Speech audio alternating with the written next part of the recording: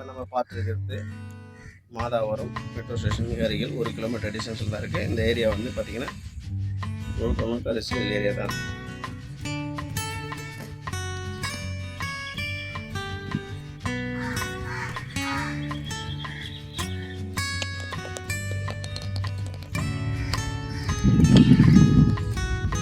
சுற்றிலும் வீடுங்க தான்.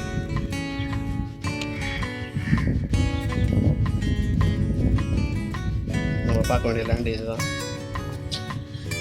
70க்கு 48 வரும். 968 ஸ்கொயர் மீட்டர் சம்திங் வரும். லேண்ட் அப்ரூவலுக்கு ரோடு அப்ரோச் வந்து பார்த்திங்கன்னா 24 அடி ரோடு, தார் ரோடு.